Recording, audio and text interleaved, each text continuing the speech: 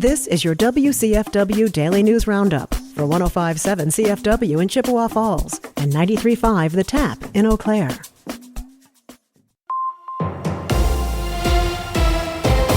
105.7 CFW News, I'm James Kelly.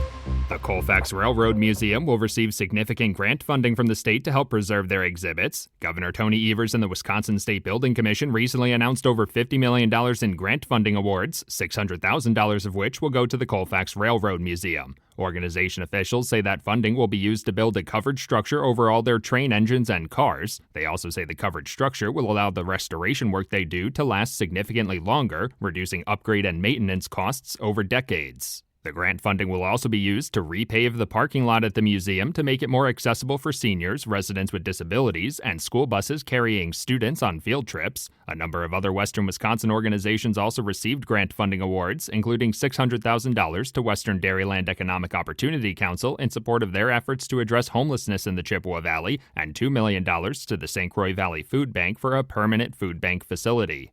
The Menominee teenager charged in the hit-and-run death of an Eau Claire woman last year entered another plea last week. According to court documents, the now 18-year-old Addison Bowell entered a guilty plea to homicide by intoxicated use of a vehicle and hit-and-run involving death in Dunn County Court on Thursday. She had previously entered guilty pleas to 3 other charges in January in relation to the death of 54-year-old Ann Seidel in March of 2025. Bowell is scheduled to be sentenced in October and faces a maximum penalty of 25 years in prison.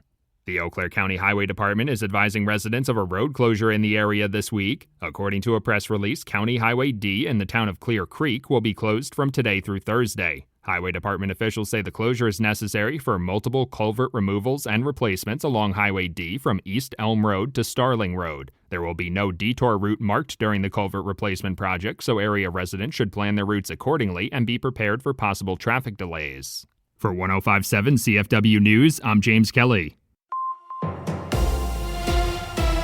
With Civic Media News, I'm Terry Miller. Republicans gathered in the Dells this weekend as their state chair brushes off attempts to replace him. Brian Schimming says he's still around because he's got support from President Trump. Schimming tells WisPolitics the Wisconsin GOP has proven it can win for Trump, which is why the president is backing him through recent challenges. That includes 2 failed pushes to vote him out after losses and money troubles. He says he remains upbeat about 2026, noting uncontested candidates for governor and attorney general and improving fundraising.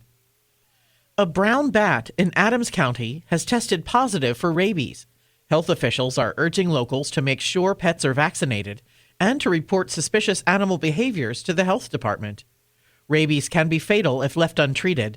The last rabies case in Adams County was reported in 2010. Wisconsin's 5 largest school districts are urging state leaders to reach a bipartisan deal on special education funding, saying the current system is falling short for students across the state. The supers from districts in Milwaukee, Green Bay, Racine, Kenosha, and Madison warn underfunding forces schools to cut into general budgets, impacting all students. Lawmakers have yet to finalize a compromise as budget pressures continue to grow. And a final barrel roll is coming for Schlitz Beer as the Pabst Brewing Company ends production of the historic brand. Wisconsin Brewing Company in Verona is brewing one final 80-barrel batch using original 1950s-era recipes, with pre-orders opening Saturday and the beer becoming available June 27th. Fans can catch the final brew in person in Verona and enjoy a big tasting event there on June 27th. Milwaukee Brathaus is also hosting farewell parties later this month. More news can be found at civicmedia.us.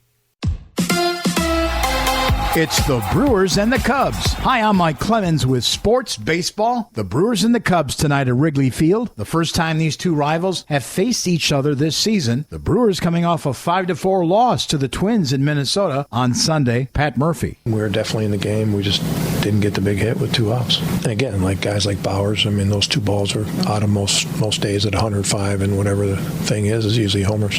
We hit some balls good and got nothing for it. In Chicago, the Cubs lost to the White Sox 9-8. The White Sox taking that series 2-1. Cubs manager Craig Counsell. We couldn't get the third out of an inning. I think their first either 6 or 7 runs were with 2 outs. When you give up 9 runs, that's too many. We also left a lot of runs out there today. NFL Coach Sherm Lewis has died. Lewis was the offensive coordinator for Mike Holmgren when the Packers won Super Bowl 31 with Brett Favre. Sherm Lewis was 83. With sports, I'm Mike Clemens.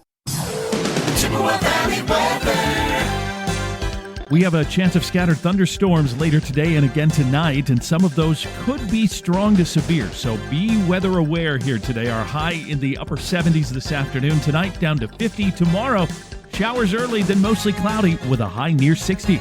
I'm meteorologist Sean Cable. Outside now, it's 58. That's your WCFW and the TAP Daily News Roundup from Civic Media. Subscribe to this podcast on Spotify, Apple, or wherever you find your podcasts. Find more news at WCFW.FM or thetap.fm.